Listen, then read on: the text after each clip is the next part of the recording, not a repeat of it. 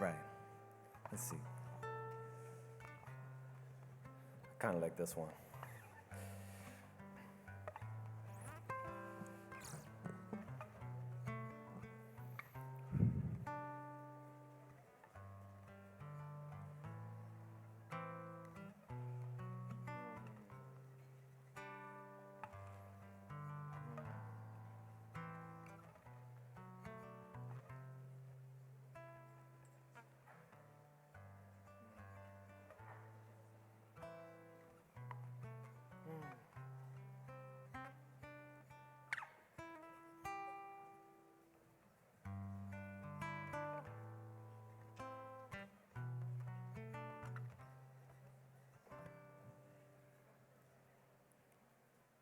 I'm falling head over heels, like a hungry man standing over a home-cooked meal, like 100 million marching to break up a backroom deal. Like, it is ridiculous how much hope y'all make me feel. Because I'm falling in solidarity with you. And I know solidarity ain't easy. And people throw that word around a lot these days, so you might not believe me, but this is real. I think about you all the time. Got your brilliance on my mind. I'm dying to intertwine your struggle and mine. I want to be with you. When you are marching against police brutality for immigration justice, I want to get free with you. And I don't mean to be too forward, but I think y'all stunning.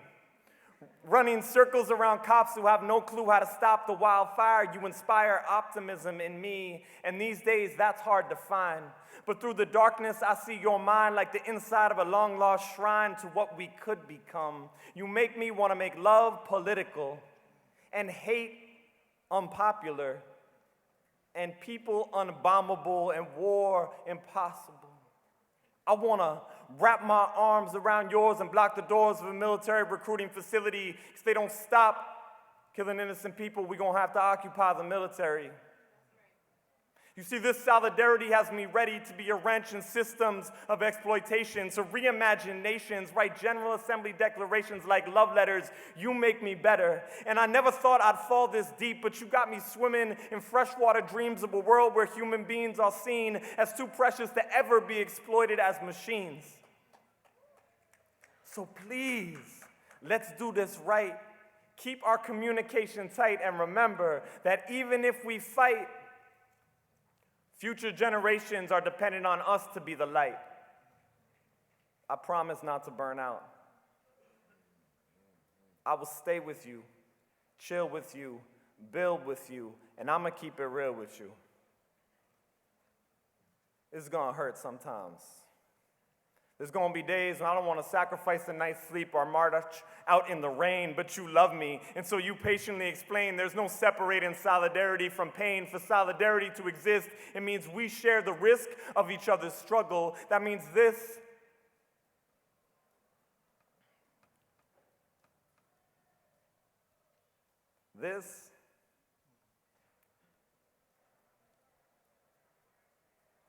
could get us killed.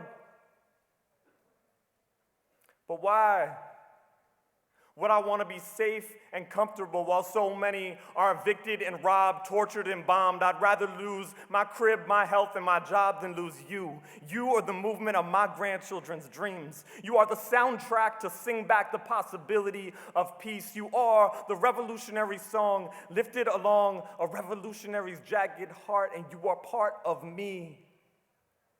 So let there be no doubt, no hesitation, and no fear that I'm in solidarity with you, my people, and that is why I'm here where we take the clay of history into our joined hands and remember a time before people pretended to own land, and the clay will soften, and our hands will move, and a child will read a poem, and the love within us all will say, at last, they're coming home, and we will grasp the tides of movements and moments and lives and deaths, and yes, we will all fall head over heels, and it will feel like rising up.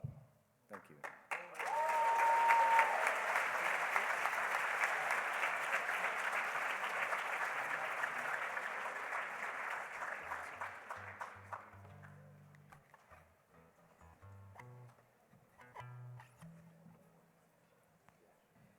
So Peace family, we want to do one more poem for y'all. Is that cool? And Sister Peggy was saying yesterday about how the movement is about being in relation. And so we want to bring into this space right now some people with this poem. So I also want you to take a moment to think of who is somebody, perhaps from back home, that you're also bringing into the space with you, that you're carrying in your heart, that keeps you moving in the way that you are. They could be sitting right next to you as well. Perhaps that person that brought you into this space, into this community. This is the piece that keeps me radical.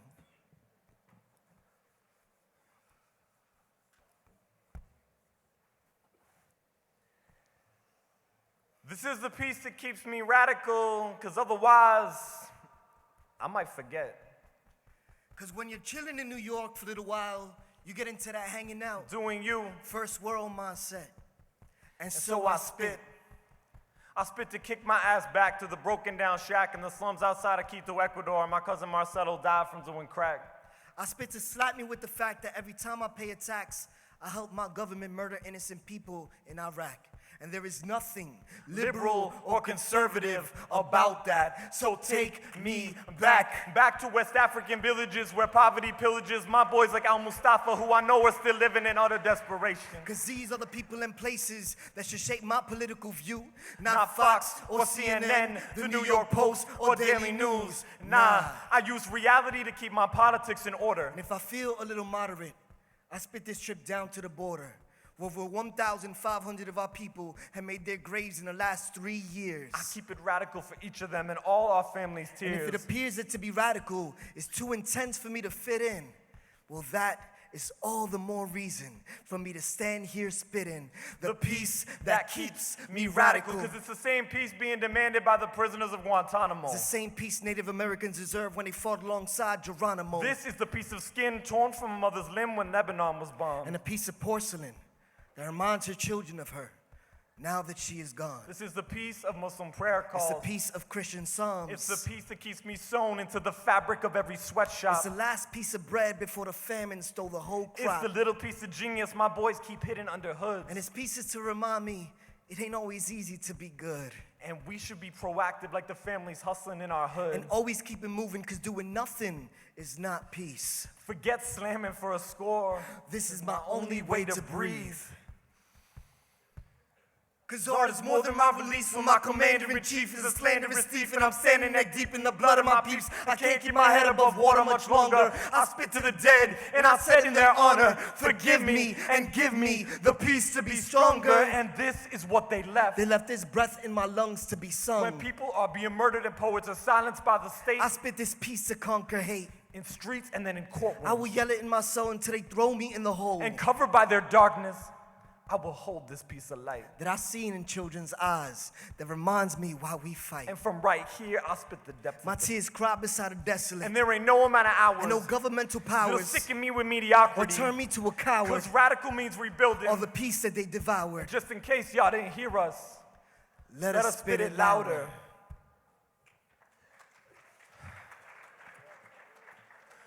I want peace from the Bronx to Baghdad to Sierra Leone. Peace for every man, woman, and child without a home. I want peace in Bolivia, Mexico, y Ecuador. Peace built on policies to stop keeping our people poor. I want peace on my block between us and the police. I want peace between America and the entire Middle East. I want peace so bad, but I need to want it more. I need to want it more than these weapons companies want war. Admit it, the root of peace is me and you. Remember, life should not be easy for any. While life is this hard for this many. So if I ever lose my radical point of view, spit this piece to wake me up, and I promise I'll come back to you. Thank you.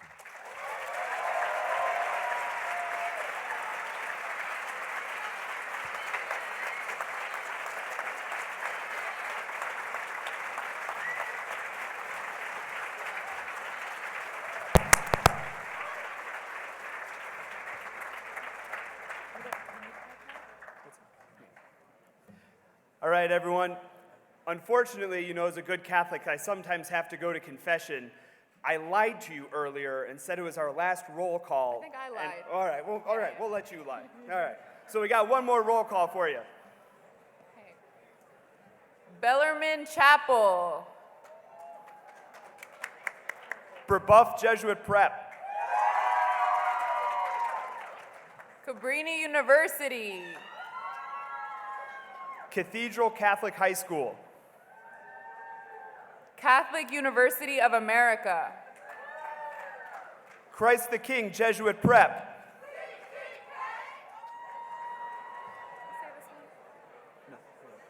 College of the Holy Cross. Convent of the Sacred Heart, New York City. Cristo Rey Dallas College Prep. Cristo Rey San Jose. DeSmet Jesuit High School. Fairfield College Prep. Fordham Preparatory School. Georgetown Preparatory School. Yeah. Georgetown University. Loyola High School, Los Angeles. Schools of the Mexico Delegation. John Carroll University. Marquette University High School. McQuaid Jesuit. Newton Country Day School of the Sacred Heart. Notre Dame High School. St. Ignatius High School. St. Louis University. St. Francis Xavier College Church. St. Ignatius College Prep, San Francisco. UNCW Catholic Campus Ministry.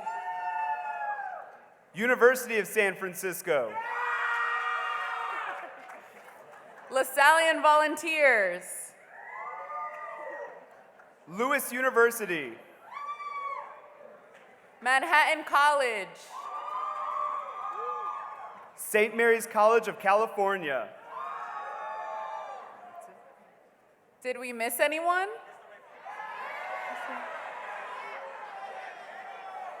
We're gonna do count of three. Real big cheer for everybody we missed out here. 1, 2, 3. All right, we'll I'll try and fix it.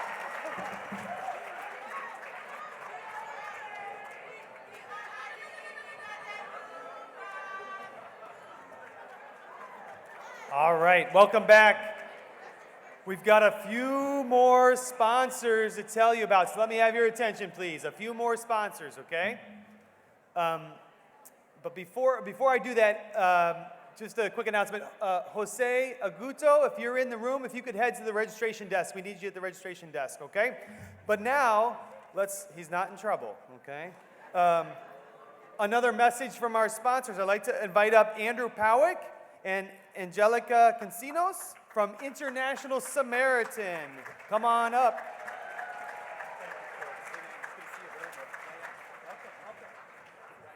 Thank you, Chris. My name's Andrew Powick. I'd like to thank ISN for hosting us. We've had an amazing conference. International Samaritan, intsam.org, intsam.org, was founded 25 years ago by Jesuit priest Father Don Batiste to help alleviate the conditions of garbage dump poverty in 7 nations. Today I'm here with Angelica Cancinos, our director from Guatemala, and she has a couple words of inspiration for you.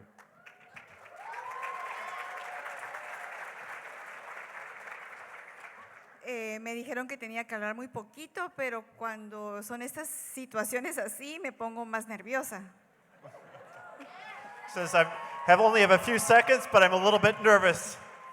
Porque para hablar, agradezco mucho a las universidades que llegaron con nosotros. I'm very much thankful for all the people who've Y- come to volunteer with us, especially the universities Y and se high dieron schools. cuenta de por qué la gente emigra hacia Estados And Unidos. she asked, why do people immigrate to the United States? Si en nuestros países encontráramos esa seguridad social y justicia, If we wanted to do social justice, vendrían los Estados Unidos solo a pasear, that they should come to the United States to do some work. pero no lo encontramos en nuestros países. But they don't find it in our countries in Central America. Muchas gracias. Thank you very much. No es casualidad que ustedes estén aquí It's not a casualty that you're just here. y solo quiero decirles algo. I'm going to say one quick thing. Lo siento, pero I'm sorry. que no nos divida el color, la cultura, The culture, our skin Idiot. color doesn't divide us. Okay. Sorry. Oh no, well, thank you. All right, sorry. Finish up. One last thing, finish up. ¿hay alguien aquí que tenga sangre verde o azul? Todas la tenemos roja. We all have red blood.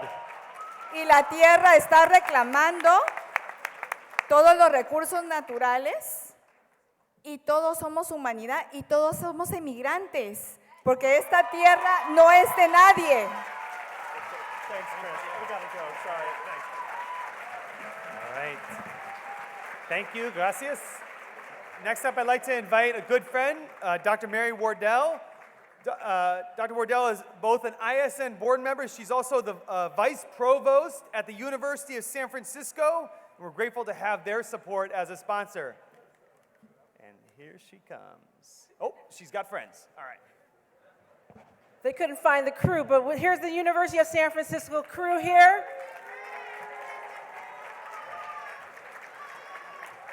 And I'm just here to say, be specific about your social justice. Is it immigration justice? Is it gender justice? Is it environmental justice? Is it racial justice? Is it disability justice? Be clear about what it is that you stand for. My mother always said, specificity is important. And understand the intersections of those things, particularly when you put race at the center of all of them and you intersect them, you're going to find those that are the most marginalized at that intersection. I'm going to turn it over to Hector and my fellow students to be able to give a shout out. Just really quick, change the world from here. This is the official motto of the University of San Francisco. It reminds us of the power we have right now to make a difference. That's why we're all here. Our students are passionate about living out this motto in San Francisco. It's one of the most expensive cities in the country with the housing crisis that has made it difficult for students to find safe and affordable housing. This is even more difficult for undocumented classmates, which is why in 2018 our student body advocated for priority housing for undocumented students, and we were able to make it a reality. In 2016, in the wake of the election, our student body took action and stood in solidarity with our undocumented students. As a result, we were able to create the Magis Fellowship and secure 3 years of funding to help support our community members.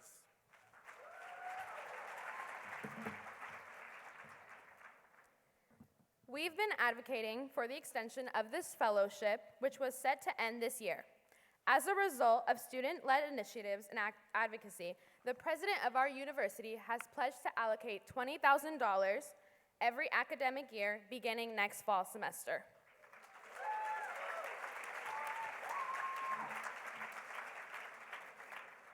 Our students are helping provide additional funding through the creation and sale of the sweatshirts we are wearing today.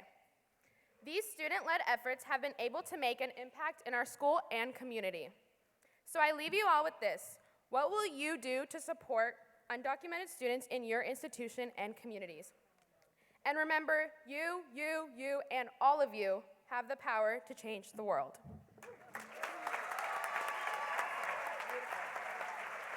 All right, thank you, USF.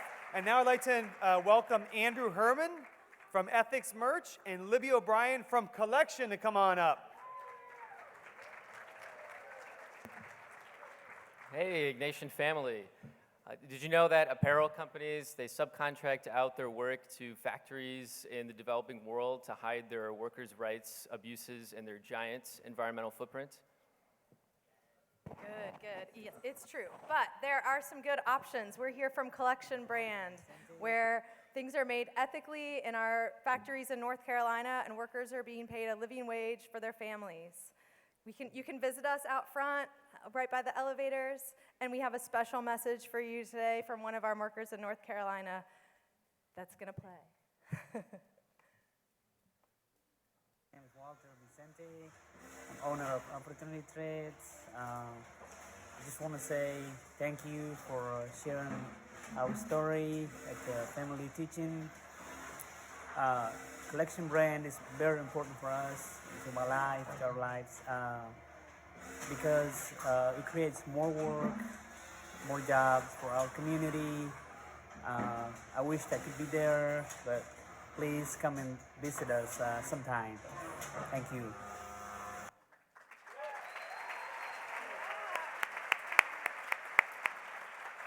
Thank y'all. All right, thank you, Andrew and Libby. Now let's welcome up Maddie LaForge, who is a student at the Jesuit School of Theology of Santa Clara University. Good afternoon. My name is Maddie LaForge. I'm going to drop the microphone. I'm a Master of Divinity student at Santa Clara University's Jesuit School of Theology. JST is an international center for theological studies, offering classes on campus and online. At JST, we are committed to educating and forming leaders of competence, conscience, and compassion. Our students, inspired by a faith that does justice, pursue work and ministry that will transform the world. As you can see behind me, our tagline is Living Theology, Transforming Our World, and it is an honor to be with so many of you who are committed to this shared vision.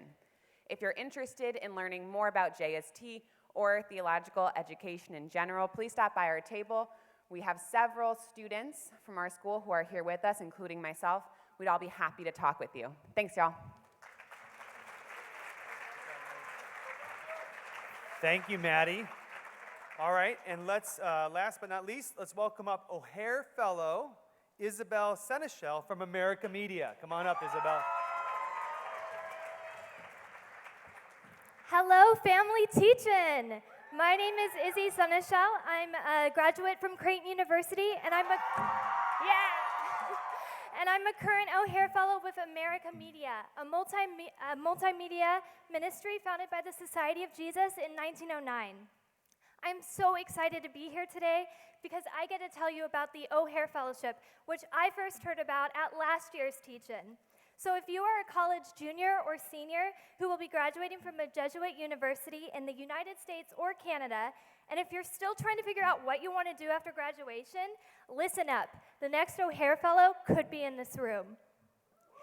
The O'Hare Fellowship is a postgraduate multimedia fellowship for the next generation of Catholic writers and professional journalists. O'Hare Fellows get to spend 1 year at America Media's headquarters in New York City, working on print, digital, audio, and film projects. In addition to developing their storytelling skills, fellows benefit from mentoring by experienced journalists and editorial staff, including Father James Martin. And if you're interested in bringing more visibility to individuals on the margins, then this is an opportunity for you to participate in an Ignatian-inspired reporting to engage in a journalism that does justice. The early application deadline for the O'Hare Fellowship is November 30th, and we'll accept applications rolling out till January 15th. If you're interested in learning more, please visit o'harefellows.org and stop by America Media's table outside.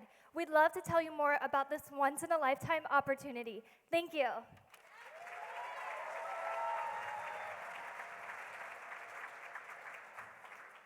We'd like to welcome to the stage our next Ignatian Network speaker, Ben Campion from Gonzaga College High School, speaking on climate justice. Climate justice, an interconnected solution.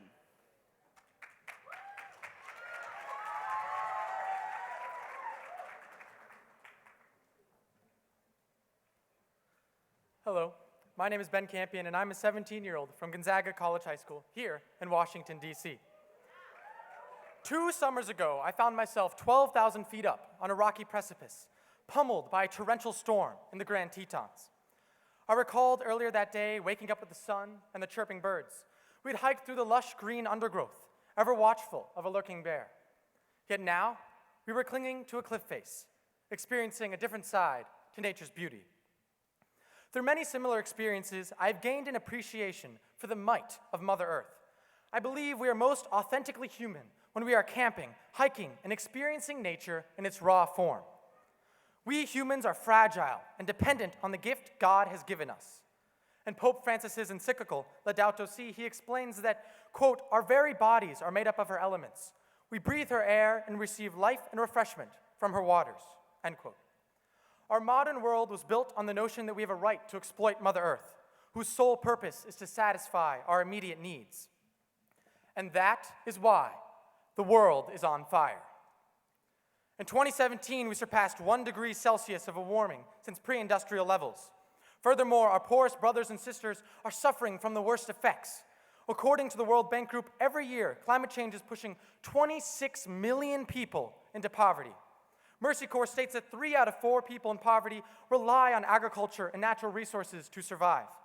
Their livelihoods are currently being destroyed by the intensified natural disasters, shifting growing seasons, and destruction of complex ecosystems.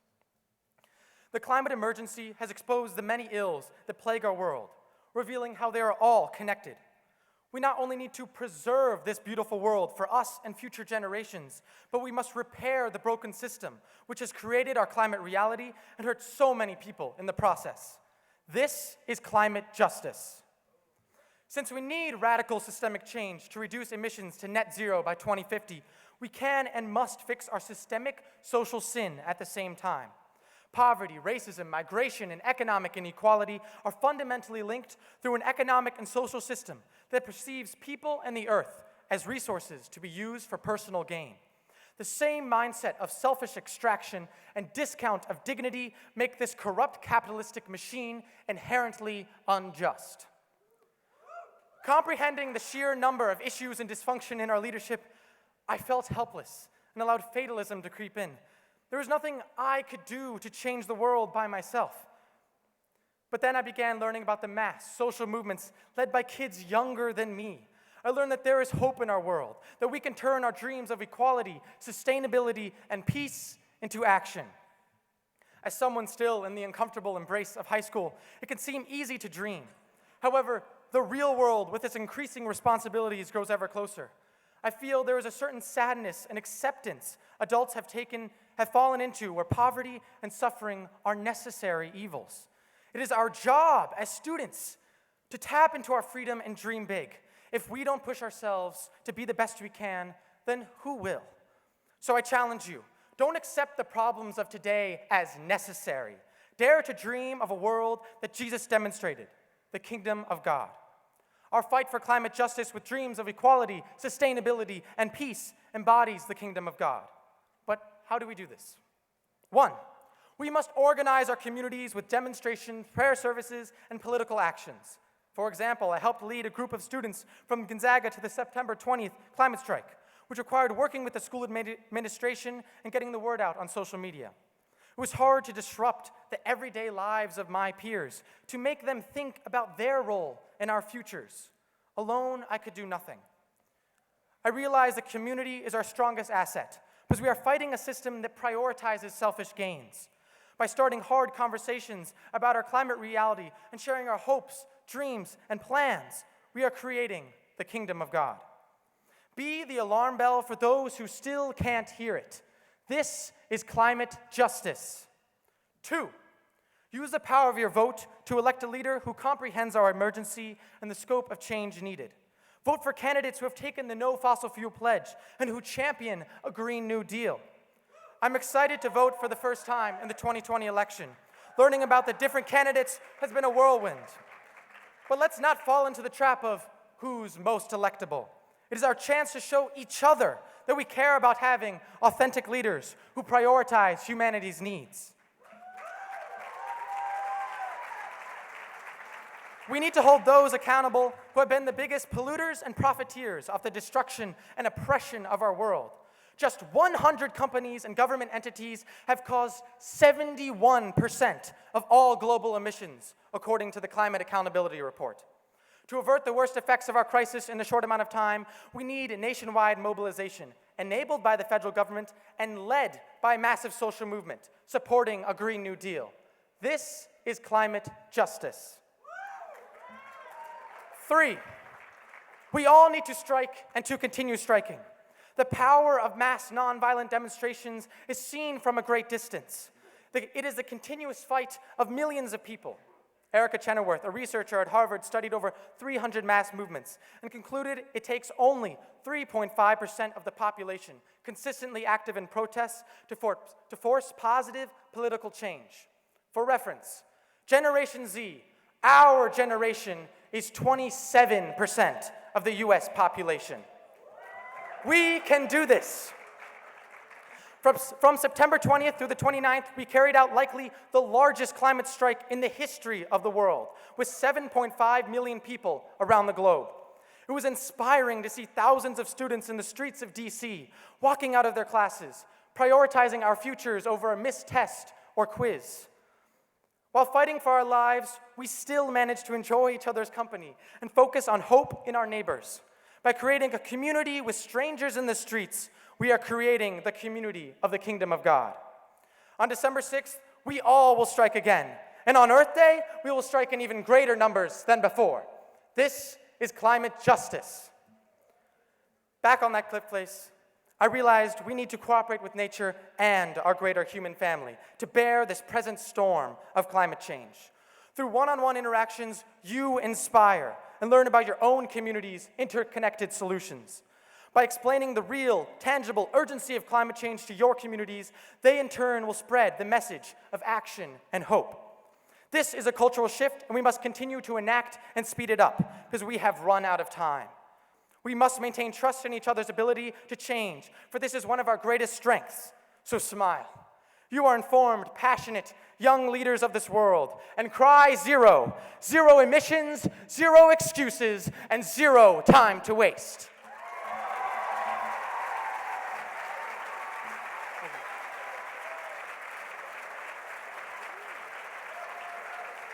Thank you, Ben.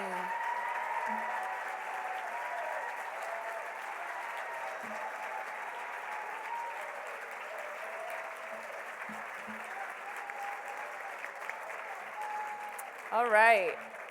Our next Ignatian Network speaker is Arlene Telles Martinez of Trinity Washington University, Radical Hope in Immigration. Welcome, Arlene.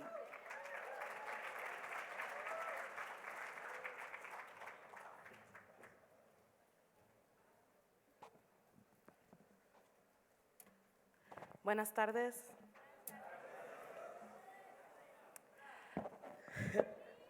Sorry, y'all, I didn't print out my speech. My name is Arlene Karina Telles Martinez. I am an undocumented immigrant from Mexico.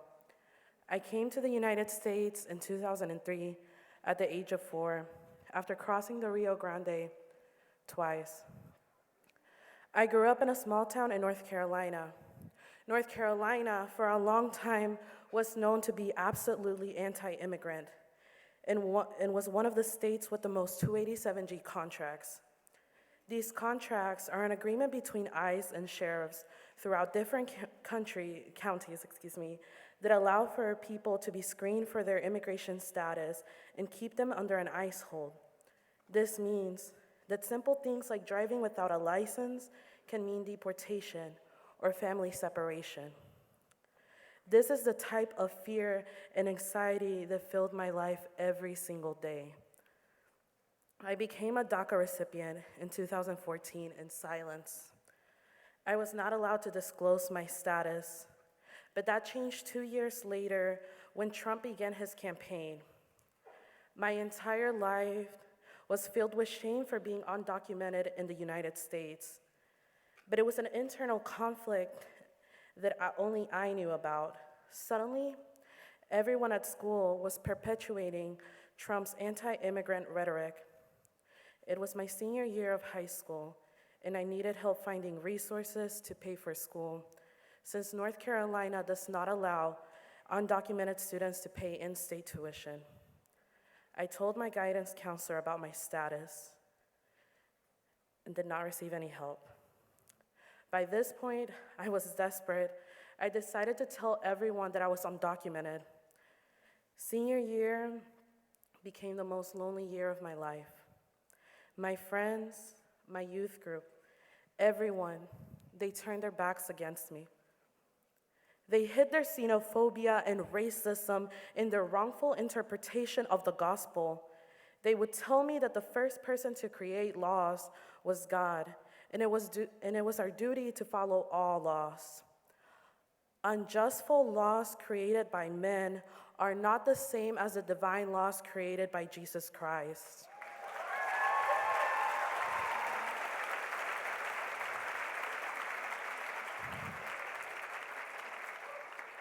We have no obligation to man-made laws. On September 5th, 2017, DACA was rescinded.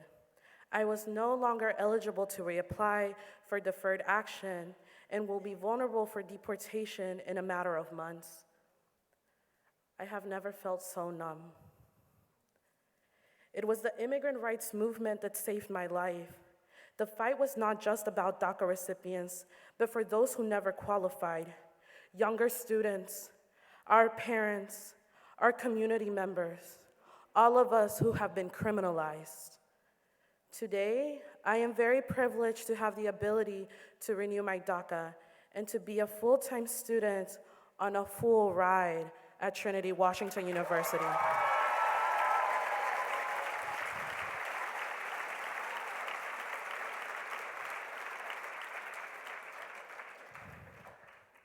Today, I am not just a firm believer in Jesus Christ, but in the abolition of the prison industrial complex system that cages our community members.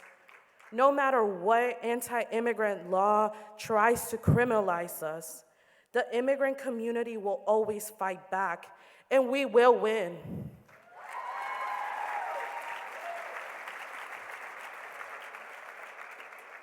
I welcome you to pray for immigrants, refugees, and everyone who is incarcerated. We must continue to find ways in which we can live God's gospel through fighting for justice. Isaiah 41:10 reminds us to fight courageously and fearlessly. So do not fear, for I am with you. Do not be dismayed, for I am your God. I will strengthen you and help you. I will uphold you with my righteous hand. Amen.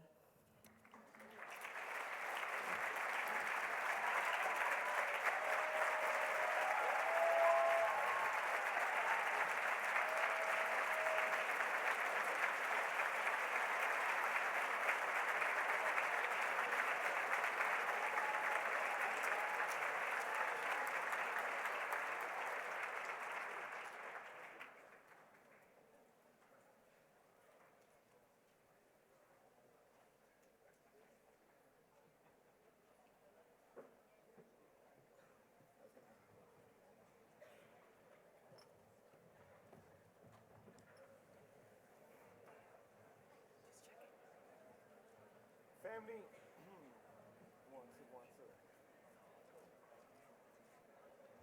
1, 2. Thank you.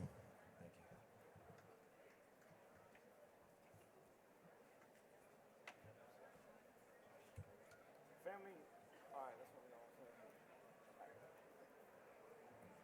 All right, y'all. That was so powerful. Thank y'all for those speeches. There's something that happened in this room earlier today that I don't know if y'all noticed. Our native relatives led us in prayer. And to me, it felt like finally, after hundreds of years, right, after I've experienced simply the church has never acknowledging the leadership, the wisdom, the importance of Native communities on this land, that this this room was able to pray with our Native relatives. And so I just want to say thank you to our Native relatives who came. So if we could give one more round of applause for them.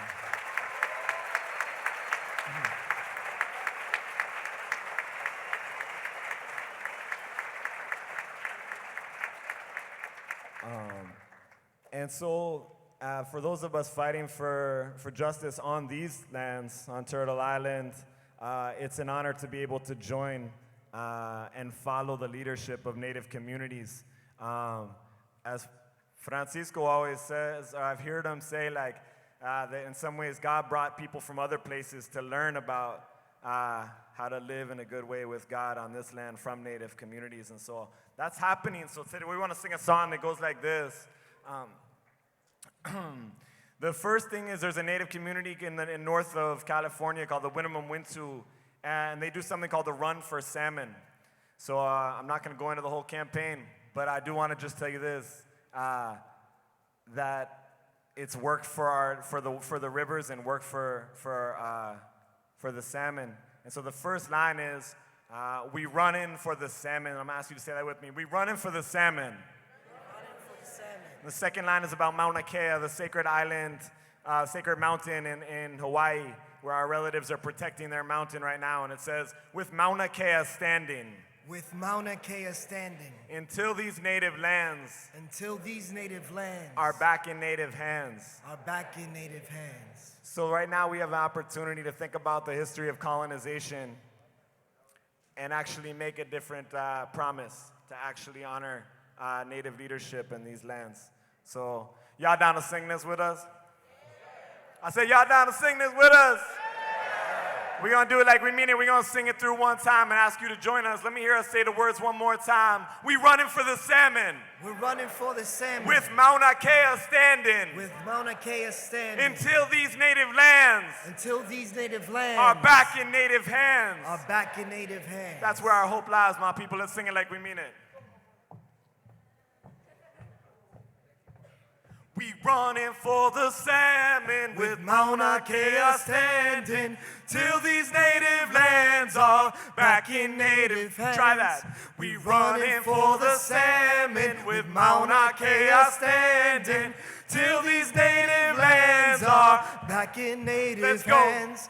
We running for the salmon with Mauna Kea standing till these native lands are back. You're gonna stand up as we sing this. We running for the salmon with Mauna Kea standing till these native lands are back in Sing it for all our relatives. We running for the salmon, Mauna Kea standing till these native lands are back in Sing native it for our hands. children, come on. We Running for the salmon with Mauna Kea standing till these native lands are back Sing in it for our native hands. relatives, come on. Running for the salmon with Mauna Kea standing till these native lands are back Let's in get native real hands. loud. We're running for the salmon with Mauna Kea standing till these native lands are back. Let's do it quiet, all. We running for the salmon with Mauna Kea standing till these native lands are I want you to think about what a promise that is again. running for the salmon with Mauna Kea standing. This is a promise, till my these people. native lands are Let's sing back it two in more native times real hands. loud. We running for the salmon with Mauna Kea standing till these native lands are back in Last time, let native me hear hands. you. We running for the salmon with Mauna Kea standing till these native lands are back in native hands. Oh.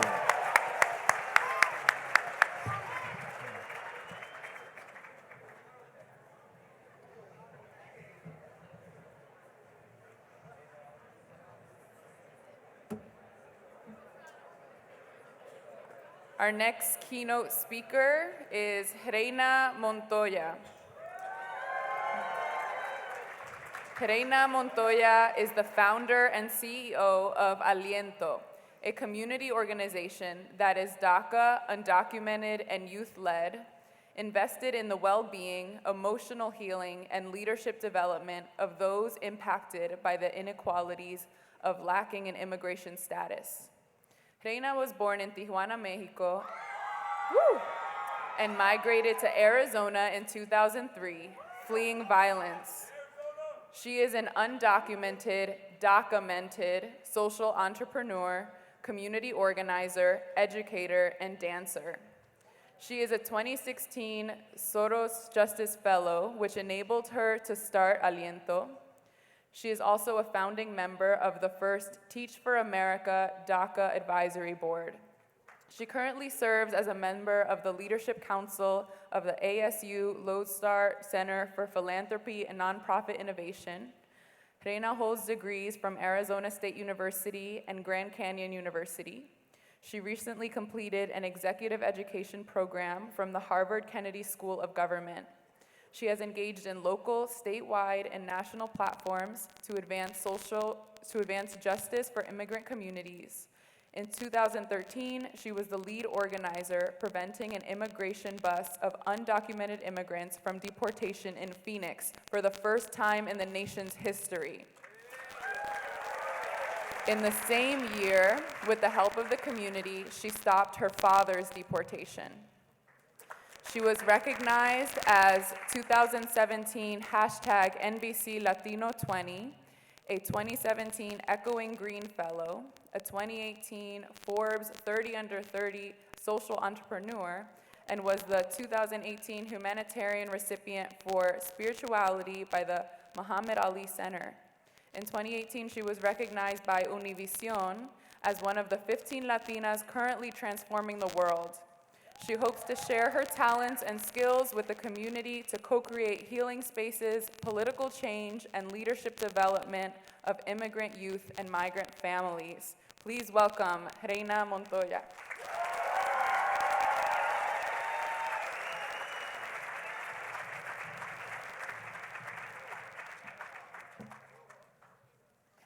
Everybody talks about how the timing is intimidating, but I'm too short to even see it. So I'm gonna be here. Thank you so much for having me. My name is Reyna Montoya, and I am really honored to be in front of you today. I think that it's always a gift when you have an opportunity to share your story and the story of so many other young people, especially in a crowd of high schools and colleges. And also, thank you for the adults supporting this event and making it happen. So I'm gonna start by saying that I am the daughter of two beautiful, compassionate, and resilient immigrants. Their names are Rosie and Mario, and they're my parents. I love them so dearly. And not too long ago, probably 4 years by now, I learned that my mom gave birth to me 15 minutes walking distance from the US-Mexico border. So when I learned that, I was like, Mom, you could have walked, and so many things would be different in my life. But I still love you, and I won't hold a grudge. So that was an interesting, fun fact when I learned about it. So that's my mama, and I think that something that I think about today as I reflect, I never thought that being born in another country and raised in one of the toughest places for undocumented immigrants will lead me to a journey of resilience, compassion, and a deep sense of urgency. For so long, when I was little, as I was migrating from Tijuana to Nogales and finally making it to Arizona, I never fathomed that I would face so many injustices. And for so long, being a little kid at the age of 10, you don't get a lot of explanations. All I remember that it wasn't safe and that we needed to go. So at that moment, I started building so much feelings of blame, and I started feeling so angry at my parents for bringing me to a country that I was being judged by my accent, that I was being judged by my appearance rather than my heart and my soul and my principles. So at that moment, I just felt so isolated and so alone. And little did I know that later, as I would find out, that the real reason why we migrated was because my dad was kidnapped and that he had been a victim of cruel violence in the U.S.-Mexico border, and the people kidnapping were Mexican police from the state and federal police officers. So now that I'm older, I have nothing but a deep sense of gratitude in a sense of so much admiration to my dad specifically, because I don't know if I would have made those choices if I would have been on his shoes. And just seeing his courage has really inspired me to be here standing in front of you today, because if it would have not been for his courage, maybe I wouldn't be even alive today. So growing up in Arizona, you know, as many of you, how many are high schools in this room? High schoolers? Oh, a lot of you. Yay, so maybe you'll relate. How many of you are college students? Okay, so I see you, so you're probably also in that, you can still remember. If you're not a high school and college student, maybe you can join me in a little memory back into your high school years. So when I migrated from Tijuana to Arizona, I migrated to a specific district that Russell Pierce, who many of you probably don't know his name, but he was the author of Show Me Your Papers Lies, Beaton 70, back in 2010. So at that moment, you know, it was the first resilience check that I had to face, knowing that, that I was coming to a place that I was not really welcome. Later on, you know, from not knowing any English, I ended up going to school, graduated from Mesquite High School with honors. And at that moment, as a senior in high school, right, you're being probably told that you need to have your 10-year plan. You have to know exactly what schools you're applying. You have to make sure that you have your GPA, your extracurriculars, and everything in check. Yes? No? Maybe so? Is it still the case? I've graduated a little while ago. So I had my 10-year plan, right? I was gonna graduate from Mesquite High School. I was gonna go to ASU. I was gonna get my political science degree, and then I was gonna go to Notre Dame and get a law degree in international human rights law, and then I was gonna work for the United Nations. So I had my whole life planned out and figure it out. Thank you for the sharing, but it didn't happen. Only one. I got my political science degree. But, you know, at that moment, at the age of 17, when I graduated high school, little did I know that not having a social security number would prevent me from receiving scholarships. And I think that was the first time that I faced what it really meant to be undocumented. This was way before DACA happened, and having to face and turn down opportunities just because I wasn't born here. And at that moment, you know, it was very, very difficult environment. The first time that I came out of the shadows as an undocumented student, it was in 2010, right after SB 1070 was announced and it was signed into law. And that was just such a difficult moment. I was only 19. I finally made it to college through a lot of good people that believed in me and obtained a private scholarship. But at that moment, you know, we were willing to share my story and say that when you're talking about undocumented people, when you're calling us illegal aliens, you're talking about me. You're talking about people that have a heart, that have a soul, and that are human beings. So I wanted to make sure that people knew who they were talking about. And that was the first time that I came as an undocumented student. It's going to be almost 10 years since that happened, and it was at a Republican fundraiser. And little did I know, you know, that at the end, a lot of people would come and welcome me and say, have you talked to an attorney? How can we help you? But I couldn't really understand why wouldn't we have the same sense of urgency to help our brothers and sisters who are undocumented. Why was it only Reyna deserving of an opportunity and not the 2.1 million undocumented students across our nation?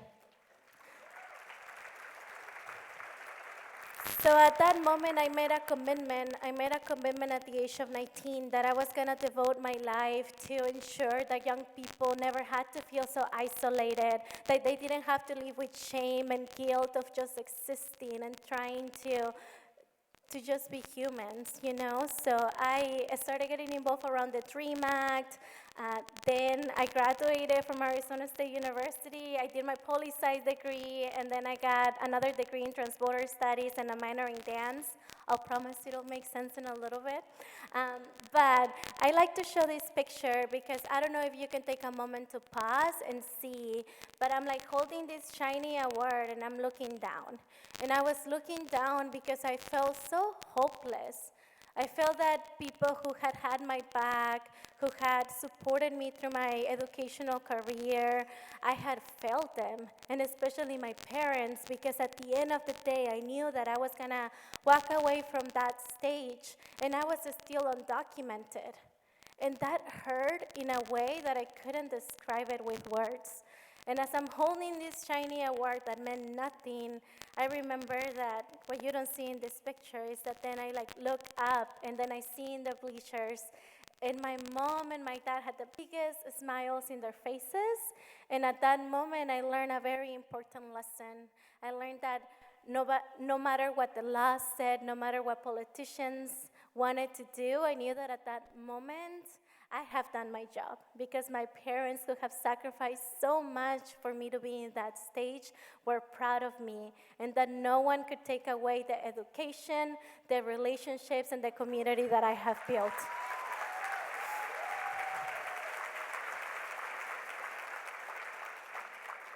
A year later, after I graduated from Arizona State University, being the first one in my family to graduate, my dad gets in deportation proceedings. He was traveling for work, and at the airport, he was asked if he was a US citizen. Because he said the truth, he was then looking to the process, and he got in deportation proceedings. He was detained for 9 months, 9 months where I couldn't hold him, 9 months where I couldn't spend Christmas, Thanksgivings, or birthdays with him. And that was one of the hardest things, having to answer that call and having to be limited by 15 minutes, trying to figure out a legal strategy, even though that I was an attorney, just to make sure that my dad was gonna be released. Thankfully, after 9 months of not seeing him, and being limited by those 15-minute conversations, he got out. We were able to engage the community, and he was let go. And since then, he was in deportation proceedings for 7 years. So for the past 7 years, my family, my little brother, my little sister, I had to look them into the eyes and told them that I wasn't sure if they were gonna come back home, if my dad was gonna be ever reunited with me, and I was terrified. Even though that I had come as an undocumented student, even though that I knew my rights and I was organizing with my community, I was terrified of not knowing what the fate would hold for my family, especially my dad. But then luckily, this August, my dad was granted asylum, and we're finally celebrated and having to not worry that he was gonna get deported. But I stand here before you with a heavy heart, knowing that, unfortunately, my dad is not the only one. And even though that we were victorious and justice prevailed amongst my family, there's thousands of kids and children that are being separated from their parents. That as we're sitting here today, there's thousands of DACA recipients that are facing anxiety and stress of not knowing what the future holds them. And we all have a moral responsibility to do something about it. I had the opportunity to bear witness to families being reunited at the border, where they had to hold hands and hug across a fence. And don't get it wrong, this fence has been built for years. And this picture was taken in 2013 under the Obama administration. I had to bear witness and pray in front of an immigration bus with my community in Arizona to prevent parents and mothers getting deported. Don't get it wrong, this picture was taken in 2013 under an Obama administration.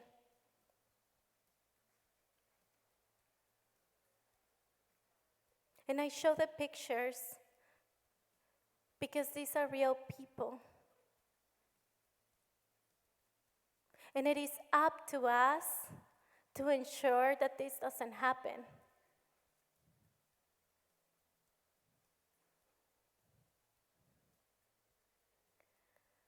And after all of that, you become jaded like that little puppy.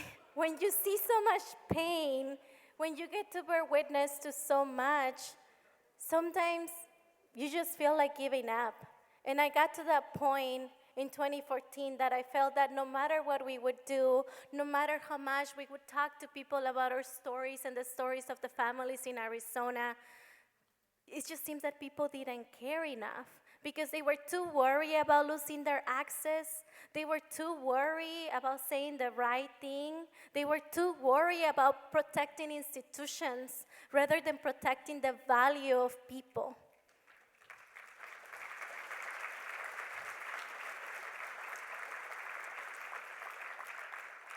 So with that, I knew that I couldn't stay jaded for so long. I was only 23, and I'm like, life, it's too hard, and I'm only 23, so I better get my act together. So at that moment, I went into teach high school. So I taught high school for 2 years with my students, and my students taught me a very valuable lesson that at the end of the day, whether we decide to act or not, lives are gonna be impacted. So at that moment, I decided to let go of my judgment and to really pray and really embody my dad's spirit. That's my dad out there in when I got my master's. And really, as a teacher, I was able to really learn very key, important lessons. One, that our students, not all of them, are learning critical thinking skills. I remember being in the classroom and asking my students, what do you want to learn? And they said, that's your job. And at that moment, I wasn't hurt. I was just surprised that it's like, what are we as adults doing that we're not enabling our students to have a voice? That we're not enabling and supporting them and giving them the skills for them to thrive. I also learned that we're not acknowledging funds of knowledge. That all the curriculum doesn't talk about immigrants. It doesn't talk about our immigration laws. It doesn't talk about Black and brown people. So why are we acknowledging the value and the talent and the diversity of our community? I also learned that I couldn't tell my students, work hard and you'll be able to receive the fruits of your labor.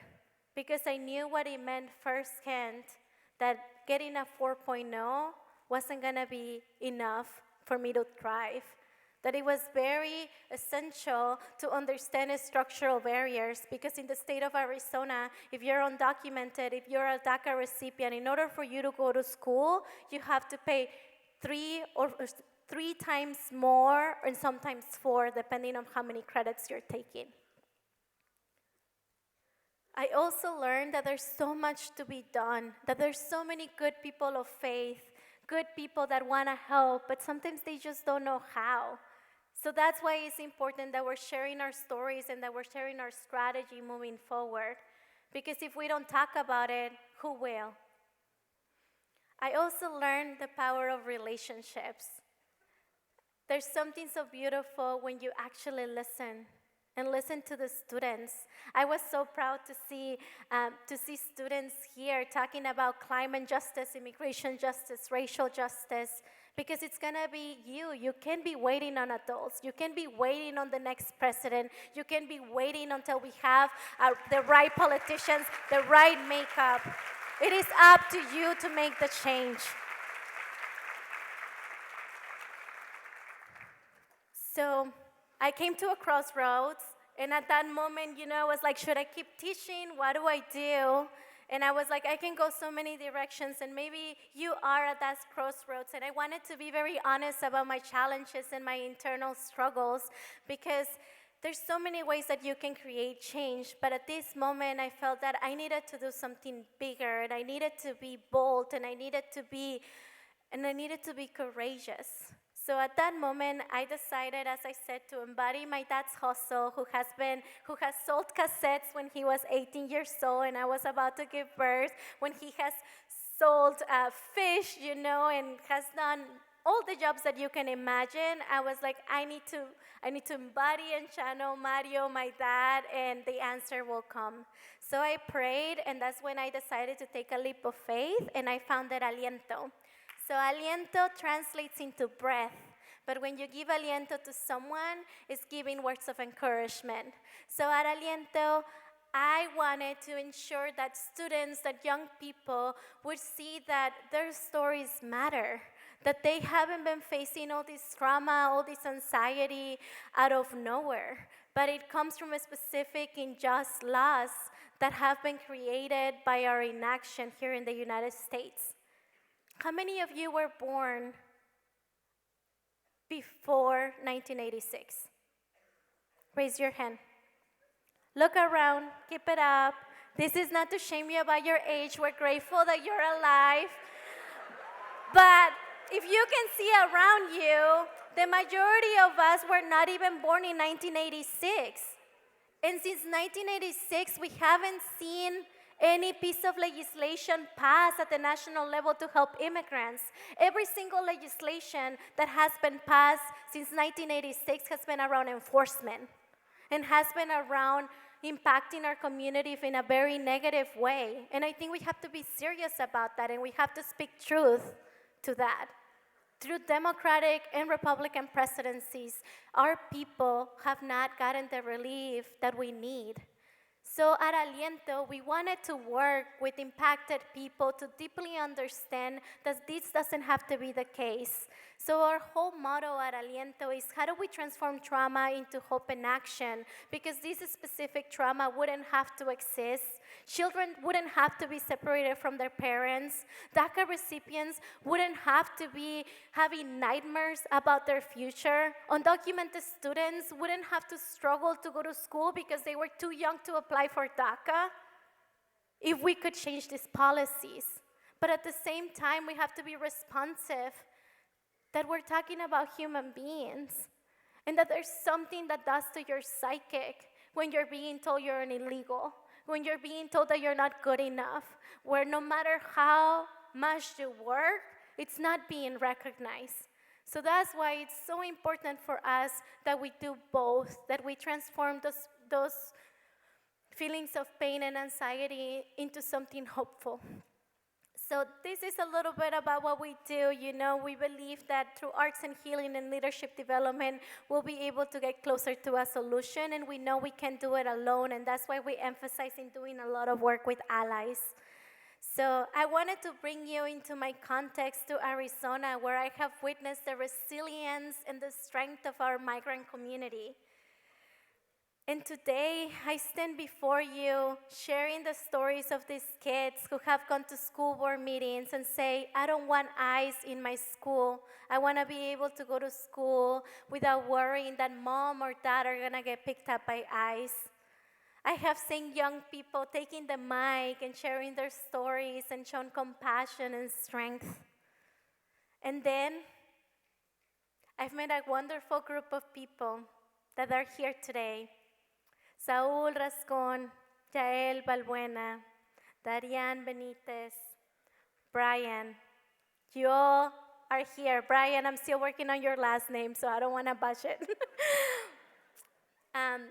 You are here today, and then decided to take a leap of faith, you know, and bringing, some of them are DACA recipients, some of them are undocumented, some of them are children of undocumented parents, some of them are allies. And we trained them, we supported them, for them to not only be a story, but to really lead with a strategy. Because it is enough that we continue to ask our people to share their stories of trauma and being so negligent that we're not even willing to listen when they're telling us what they need. So we as adults, we as allies here today have a responsibility. We have a responsibility to listen to our young people, because they're not only a talking point, they're not only a sad story, but they're resilient human beings who have so much to offer if we were just to pause and listen.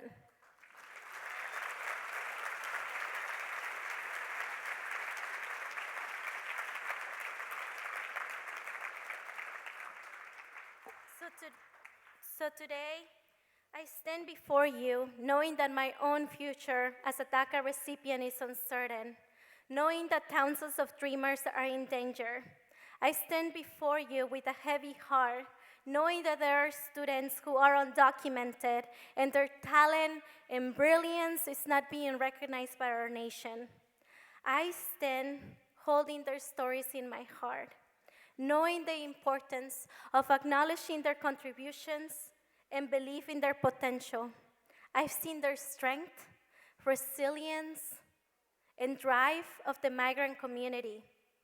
I am blessed to truly believe that we are so much more than our own traumas, than our strength, than our hardships. I deeply believe that if we shine our light together, we can overcome any darkness. I stand here before you to make an invitation to you. I invite you to breathe with me. Inhale, exhale. Inhale, exhale. And my mama says that the third one is the charm one. Inhale, exhale. We are beings of light. We are beings of hope. Let's never forget to see each other eye to eye and be reminded of our shared humanity. In Lakesh, tú eres mi otro yo. You are my other me. Ubuntu, my humanity is tied to yours. Your humanity is tied to mine. As I walk away from this stage, I hope you remember my story. I hope you remember the contributions, creativity, and humanity of all immigrants. I hope you will remember that we breathe the same air and that we are one community. I hope you remember that we have a choice to nurture, serve, and lead with love in the midst of so much darkness. That there is nothing radical to believe that we are all interconnected individuals and deserving of love, empathy, and compassion.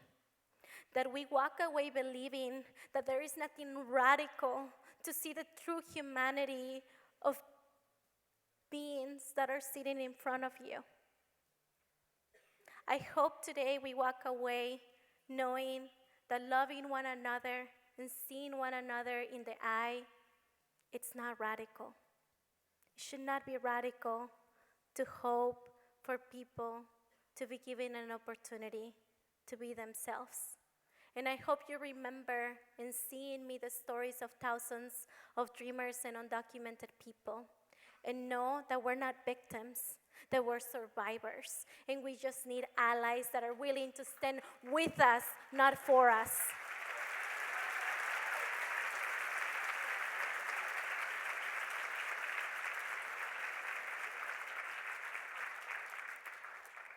I hope you remember that today you have an important choice.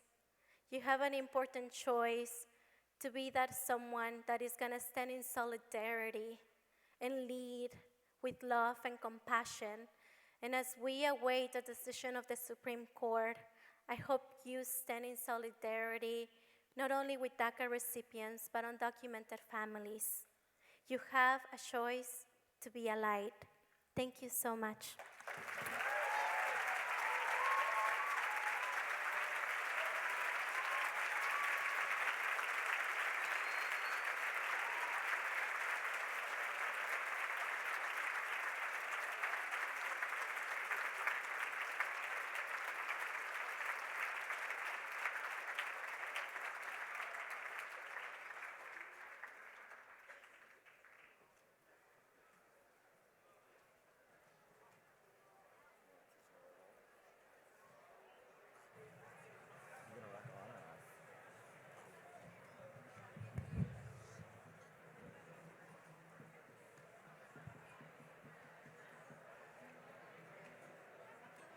All right, family. So we're gonna sing this song right here, and again, it's a reminder of everybody who we brought into this room. Turn to the person next to you and tell them who you brought with you today, whether in your heart or somebody who is in your group as well. Go ahead.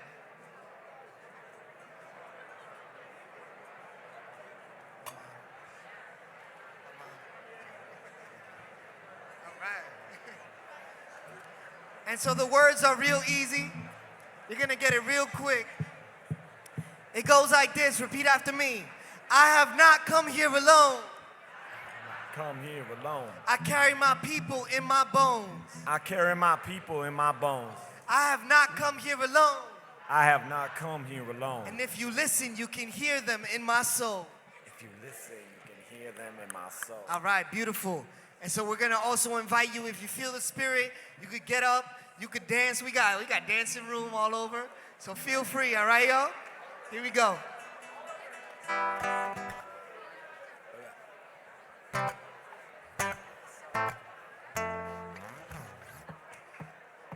Cause I have not come here alone.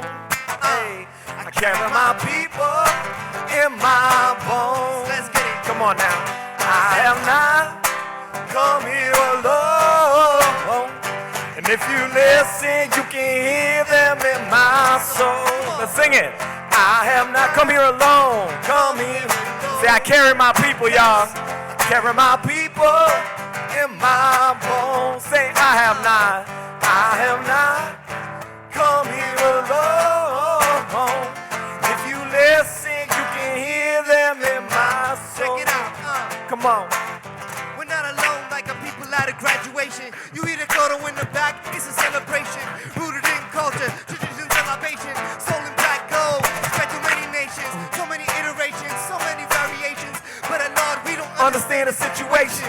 Love is simple, but we're Caught up in the complications. I'm not alone, feel myself in your vibration. Showing up loud with my grandmother's voice. Coming through calm with my old man's poise. In case you wondering who making all the noise. Coming with the hood who taught me quién soy. I'm from a long line of activistas. Breaking down the borders, loving pedialistas. We don't die, we multiply. We a million more times than meets the eye. Have not sing that. Come here alone. Sing it with us, y'all. I carry my people in my bones. Say, I have not come here alone. And if you listen, you can hear them. Let me see all y'all dancing with it. Come on. I have not come here alone. Let's sing it. I carry my people in my bones. Say, I have not come here alone. And if you listen, you can hear them in my soul. Check it out. Come on now. I sit back and reflect.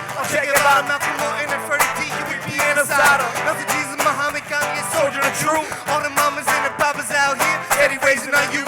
Plant seeds, cause you know our roots. With our hands in the land till we burn this fruit. At the bay, cooling out, telling us we arrived. Look deep in your eyes and realize I have not. Let's go. Come here alone. Say, I carry my people, y'all. My people in my. Let's get everybody standing up. I have not come here alone. If you listen, you can hear them. Let's hear your voices real quick. I have not.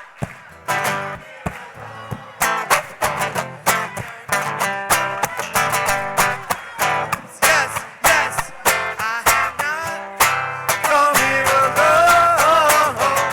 If you listen, you can hear them in my soul. One more time through. I have not come here alone. All your people, carry my people in my bones. For everybody you love, I have not come here alone. If you listen, you can hear them in my soul. Sing that last line. If you listen, you can hear them in my soul. Sing that again. If you listen, you can hear